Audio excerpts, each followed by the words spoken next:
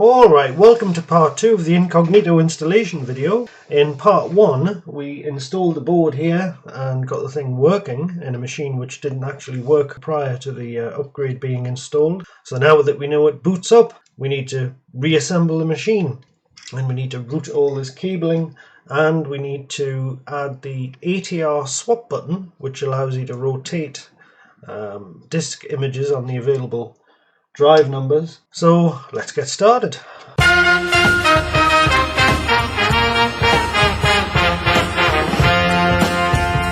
Now this is the plastic cage which goes around the card slots inside the machine, and I managed on my 800 to get the ribbon cables and the P5 header wires to route through here without really altering it much at all, except by filing down a little kind of notch at the front here, a kind of tiny little recess, just to allow the ribbon cable to pass through between the card slot and the wall of the casing without becoming squashed.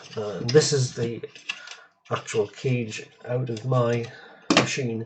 You can see the slot here. So since I know that this method works, I'm just going to do basically the same thing on the other machine here. I'm just going to file this out. Of course, we'll try and do this without scratching the front of the casing.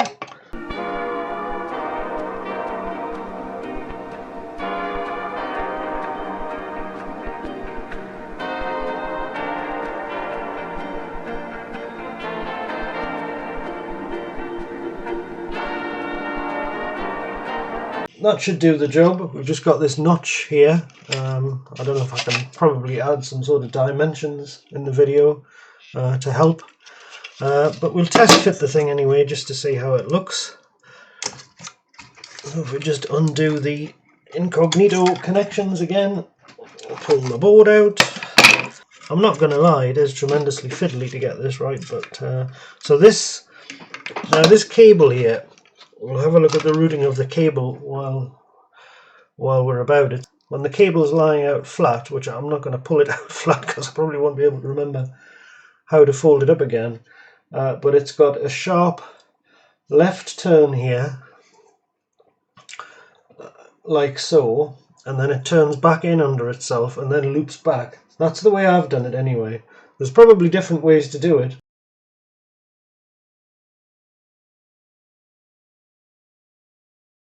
But all will become clear why I've done things this way. I'm not going to worry too much about the other bits and pieces. So I need to put this through here. This needs to come out of the front slot, obviously. I'm going to remove the chip next to this for the time being, because I can't actually get the adapter in with this chip in place, although it does fit back in. So we're going to pop the adapter in here like so,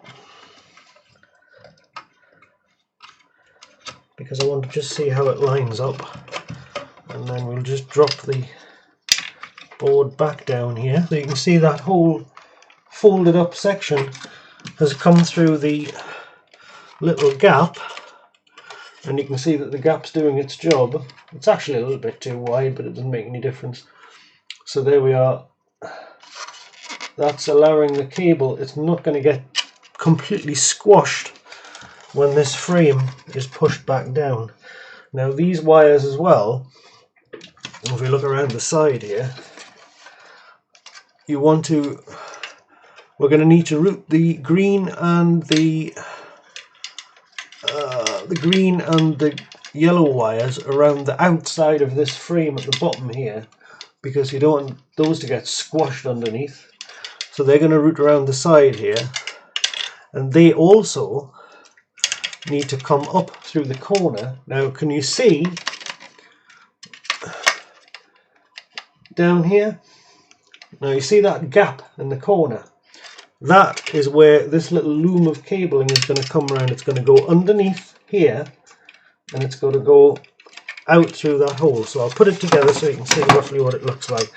It's very difficult to explain exactly how to do it, because your way of actually accomplishing this is going to be different to mine, even if the end result is basically the same. So there we are, we've got it more or less lined up. So we're going to make sure these wires are not squashed underneath. Bring them all out like that and straighten them up. So I'll show you. So everything looks like it's going to clear. So we've got that green and yellow one going around the side there, they're not trapped. The white and the red one are very difficult to see actually. Actually the red one is trapped. You just want to make sure that the wires aren't going to get trapped underneath the plastic. Let's pull these forward a bit. There we are, there we are. Right, I think that's it. That seems to sit flat. Okay, let's take this power board off, this is ridiculous. I should have took that off in the first place. Okay, so the blue and the black wire, they should stay right outside of this whole housing here because they're going to come out and go around the front. The yellow and green are going around the side here, and the red and the white are just diving in between those two slots. So when I push this down, it's now flat on the board, nothing's pinched. And this is going to come underneath here. Right. So we can now push this, making sure we don't trap the wires underneath. Push that home. So that's free as well. And then we can push this cable in here and this cable in here. And if you've managed to follow that well, very well done to you. So I'll give you a close look at what's going on here. So we've got that little loom of wiring is disappearing under the side of the Incognito, and it's coming out the other side of the plastic here. And if we tuck all this stuff in and arrange it nicely, we can drop the cage on here and there will be no clearance issues whatsoever, hopefully. Okay, so that's the cage in place. We can see underneath when we put the bottom on, everything's going to be nice and tidy. Okay, with the main board sorted out and fully reassembled, we can turn our attention to the ATR swap button.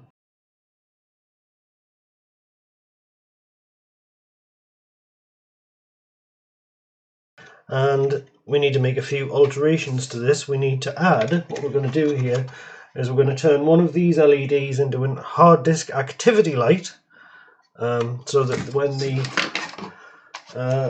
compact flash card that goes in here is accessed for read or write, the little light's going to flash, and the other LED next to it is going to retain its original purpose, which was a power light. As it stands, both of these lights work together as a power light, so we're going to utilize one for the hard disk and the other one's going to maintain its original purpose. The first thing we need to do is take off these two resistors here, R201 and R202.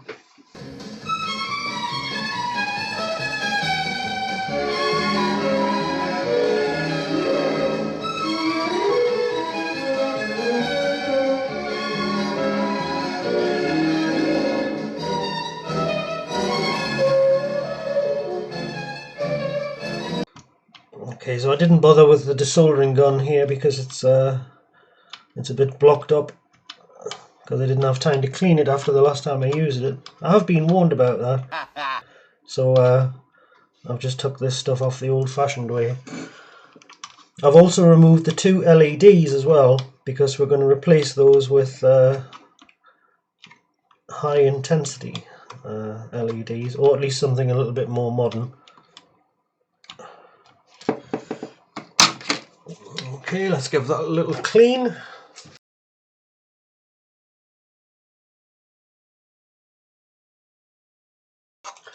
Okay, so now we can see where the LEDs used to be and where the two resistors have been evicted. Same on the bottom of the board here. So that's step one complete. Now the next thing we need to do, and this part is very, very important, I cannot stress this enough, is we need to cut this trace here.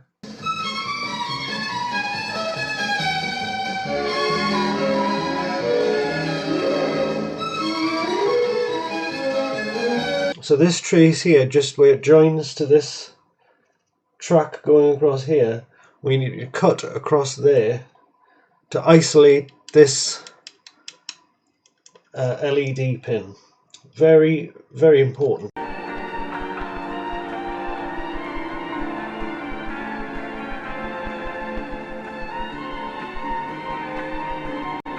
And if you don't do this, you may blow up the Incognito board, or the CPLD on the Incognito board.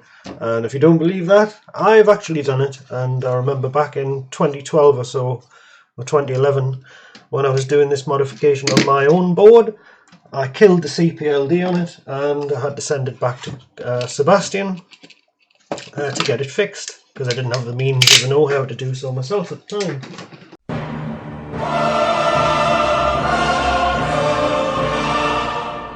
Now we need to drill a couple of holes. One of them is going to allow the wires to pass through, the new wires we're going to add.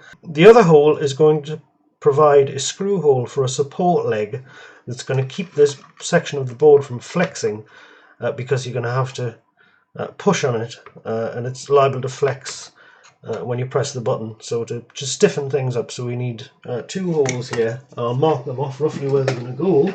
We want them to be, obviously we need to ensure we don't damage anything on the other side of the board. Okay, so they are two good spots. They're marked in black. If we can focus the camera, that would be great. So I'll put two black crosses. They're just behind where the LEDs used to be. That's where we're going to drill two holes.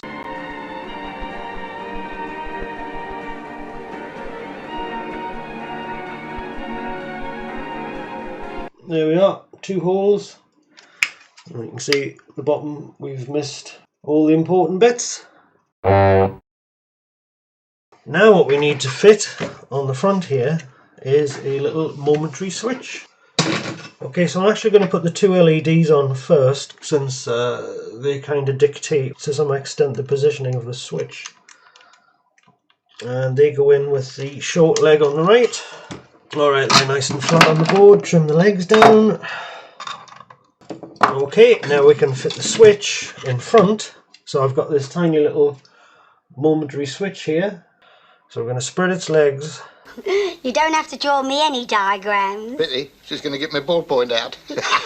And we're going to glue it right in front here of the LEDs. So we want to make sure that the plastic body of the switch sits flat on the board, directly in front of these LEDs. Now we don't need both legs, so we can cut off, let's say, the near side left and the far side right. I don't know why I did it that way on my machine, but that's the way I did it, so I'm assuming there's some reason for it. Flatten out the legs here so that they're nice and straight. I mean, if you wanted to be really clever, I suppose you could actually drill tiny little holes in the board and poke the other legs through the board or something, if you wanted to do that. It's, in my opinion, completely unnecessary. A little dab of super glue is enough to hold this in position. I'll actually tin the legs before we put it in place, just so that we don't have to overheat them when we come to actually solder wires to it. And a bit of dab of super glue.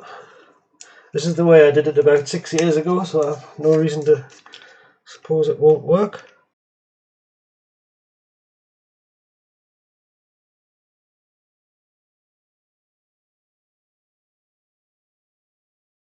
Alright, so I've done some more crimping here, and you know how much I enjoy that. So what we've got is three connections here.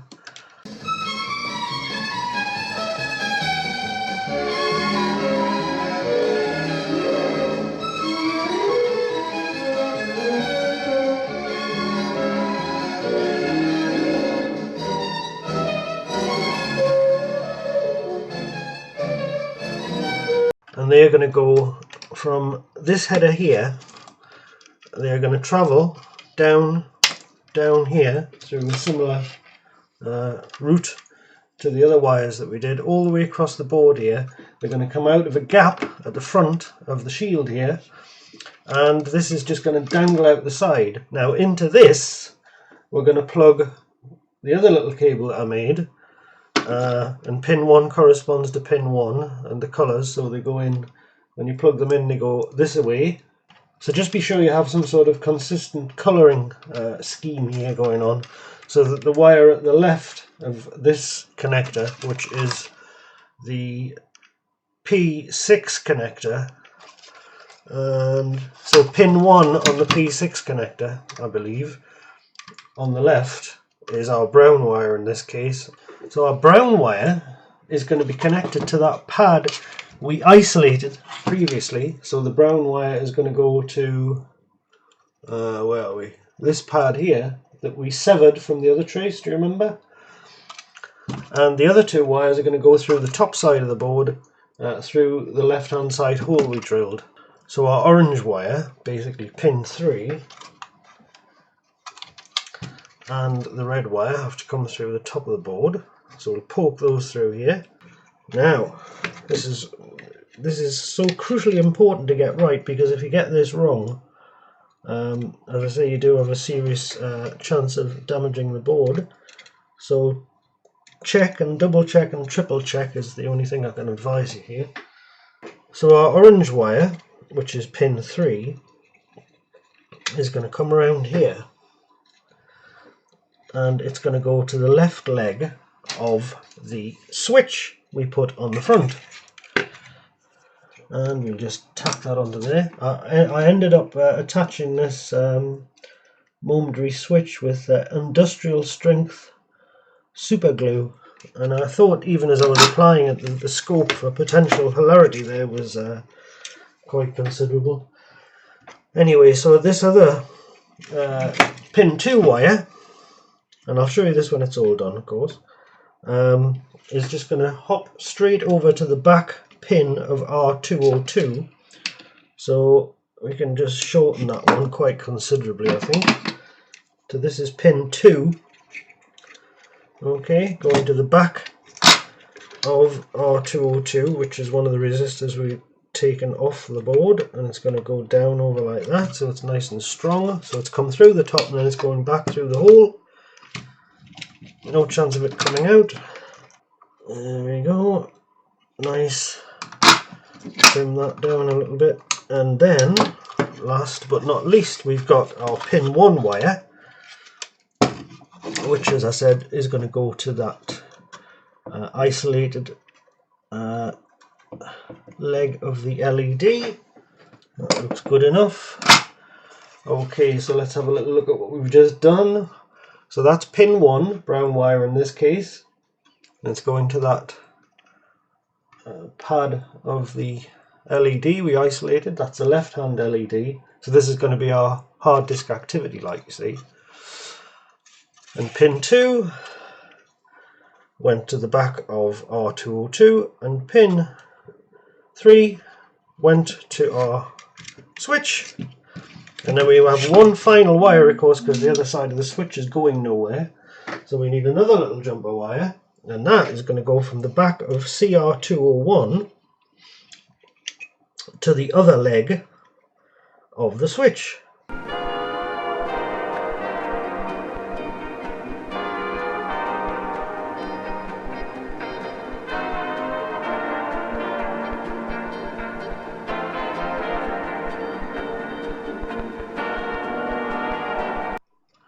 I think that looks acceptable. So there we go, that's the finished wiring for the button. And what I would recommend when you finish that is that you go away and have a cup of tea or a cup of coffee, and then come back and read the instructions again and check your wiring again to make sure that it's correct, because this will, as I have myself done, so I've got this as my board here. I'm going to even compare it visually just to make sure I've got it right. Next thing we'll do, before we go on to the really fiddly part, which is modifying the light conductor so that it actually works as a button, I'll show you how to fit the support, the final piece of the puzzle here. Now this, as I said before, is going to stop the board from flexing down when you try to press the button, and I just happen to have one of these here. I think I better buy some more by the look of it, due to the number of inquiries I'm getting now to install these boards. But I did have this one lying around. It's the right length. It's kind of a brass standoff. Put the screw through the other hole from the top, like so, being careful not to snag that wire, which I immediately do. There we are. And then I'm going to put a plastic washer around the bottom here, just to make sure that it doesn't short out on any of those adjacent traces here, you see. Then I'm going to screw this on. And what I discovered with my board was that it still wasn't quite the right height, so I'm just going to put this other screw on the other end.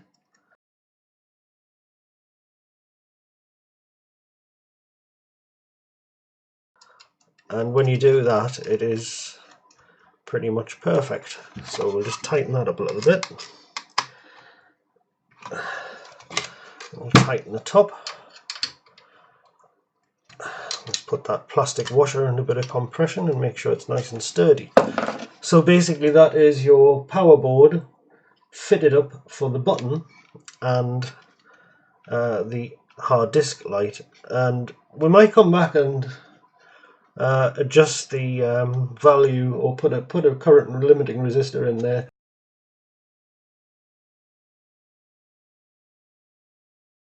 So the final job, and possibly the fiddliest of all, is to turn this light conductor into this, which is a button which actually moves up and down. You can see it's got a few little alterations to it. It's got a notch at the front here, which sits over the button, another little cut out at the side here to clear some wires, and the whole thing needs to be narrowed at the top so that it's able to protrude higher up in the channel in the case. So I'm just going to set to work with the file and see if I can make a replica of what I made about 6 or 7 years ago.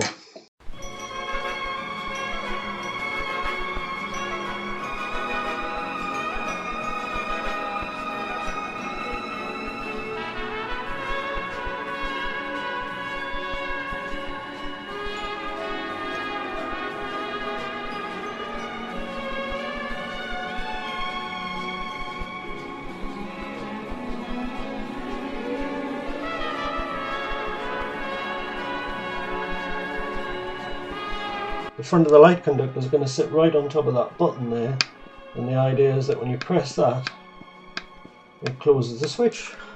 Now it appears what I've done here is I've put this little screw so far forward that it's actually catching on the corner of the light conductor, so I'm going to take a little bit out of the corner there.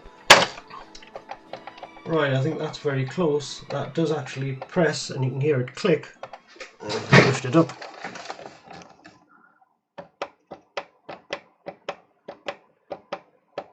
What you may want to do actually to improve the action of the button is to take off these two little plastic pegs at the back of the switch. So if you just chop them off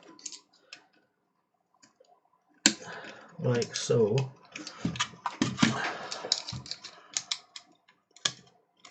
Okay, it very much depends on how tall the raised part of the button is, but I've cut off the two little black plastic bits at the back because that was kind of getting in the way.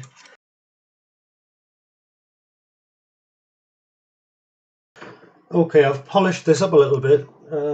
Not perfect, but it's good enough. So we're going to assume that that's going to work when the whole case is put together. But last job when you reassemble the machine, if it does stick or it doesn't actuate the buttons properly, is to rework that, and that's not really a big problem, to just fine-tune that when you put it back together. So really we're in a position now to route this cable here through the cage again. So we'll just disconnect everything one more time, put that to one side, take this off, and this will give us a chance to have a little look at how, once again, how those cables are routed. So now what we want to do now is feed this one through the same area. So it's going to go through here as well. So we just pop that through there, just so we can actually get hold of it. Now what we can do is thread this one between the two cartridge slots.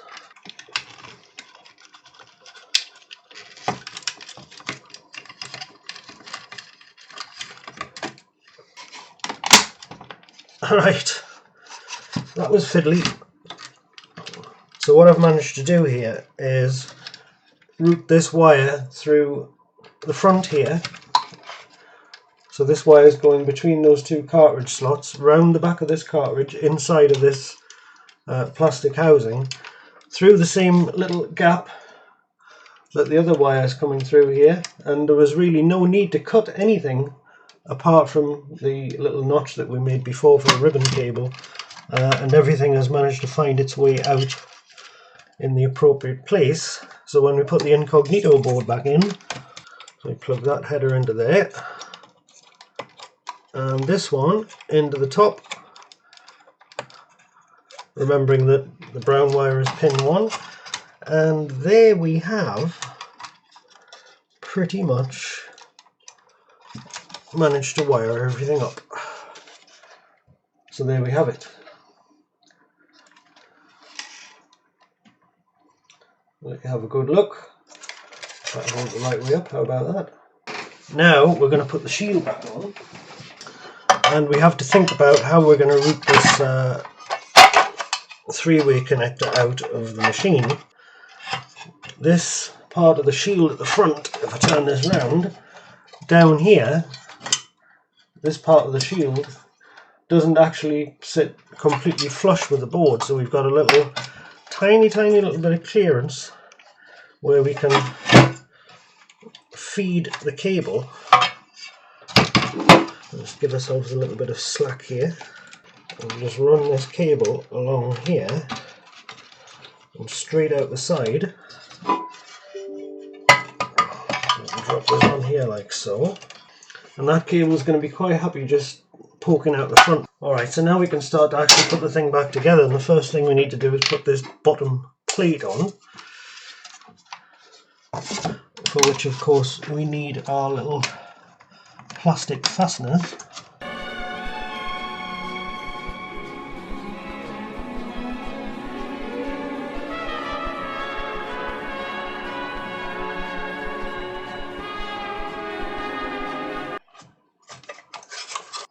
So everything still works so far as we can tell. Okay, so we'll put the cage on, the top of the cage. And we'll just need to make sure that this cable at the side here just exits at an appropriate angle.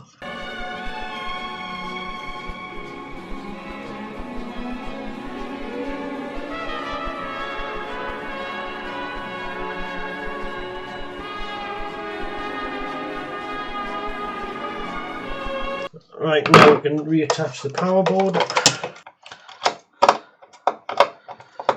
Not forgetting the washers, of course. And one thing I forgot to mention here is when this machine turned up, it didn't power up, it actually had a no power issue. And the reason for that was because the cartridge interlock switch was broken. So I simply bypassed it. Right. Hook up the console keys, and then the final thing we need to hook up here is of course our little button cable, and you can see now why I've left this where it's got an extra connector here, because of course it means you can disconnect the power board without having a tremendous fuss. So that can just tuck under there like that.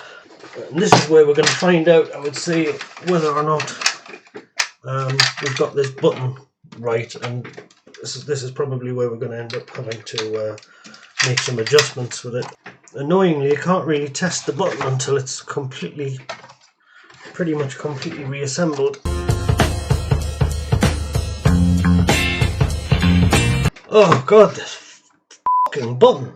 I had to add a couple of washers on the bottom of here and file yet more plastic off that button to get it to work. You would think all these machines would be mechanically identical, but I don't know. It's just filing that light conductor down so that it actually works properly is such a hit and miss affair. It's just enormously frustrating, so be warned. You may just be, you may have a tremendous flair for these things, but this is about the third, I think about the third one I've done, and over the years, third or fourth one I think, and that part never gets any easier. And I think I was the one that suggested this way of doing it in the first place. Okay, let's power it up and see if it still works.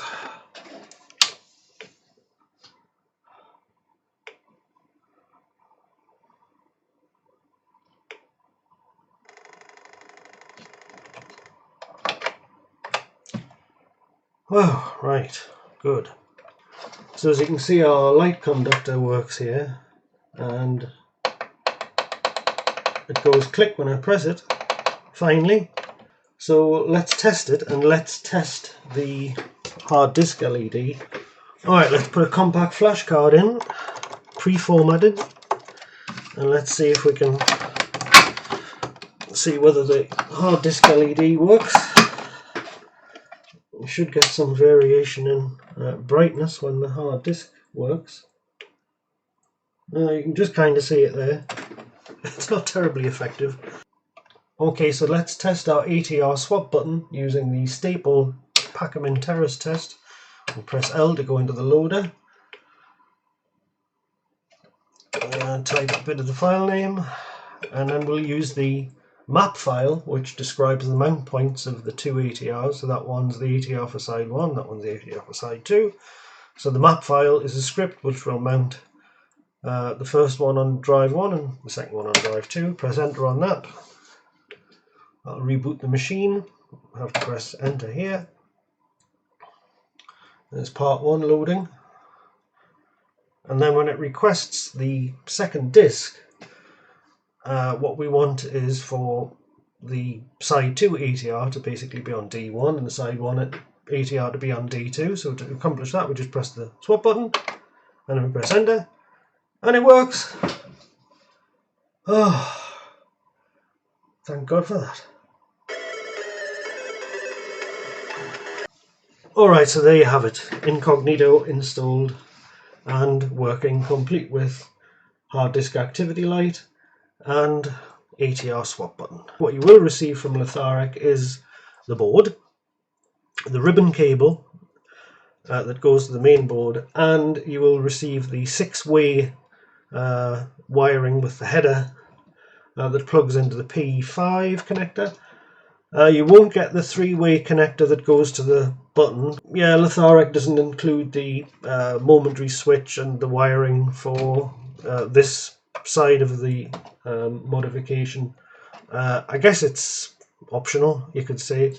I suppose you could live without the hard disk activity LED and the swap button if you didn't intend to use those features, or you didn't care, or you just couldn't be bothered to go to all these lengths to get the thing to work. So if this does look a bit too intimidating, do get in touch, particularly if you're in the UK or Europe, where the shipping isn't going to be too terrible, and I will see what I can do for you. So that all being said, I hope you enjoyed the video. I really hope it's going to be useful to you, and please subscribe and hit the bell if you want to see more like this. I do propose to do a kind of a follow-up which will go into the background of the Incognito device and give you a quick tour of the functionality that it offers. So stay tuned for that one when I get time to do it. In the meantime, please leave your comments below, give it a like if you enjoyed the video, please subscribe and hit the bell if you want to see more of the same, and please share the video if you feel like doing so. That would be much appreciated. The more the video gets spread around on social media, the more it helps me and the more it helps the channel. So once again, thank you for watching, thank you for your support, Thank you for all the donations that I've received over the past few months. They are very, very greatly appreciated, and whenever possible I try to funnel that money into buying better equipment so that you have a better experience and I save time, because when I save time, that enables me to make more videos and get more work done, and everybody wins. And I might even get time to do some programming and release the firmware update that has been on the back burner for the best part of a week. So yes, thanks again, and I'll see you in the next video.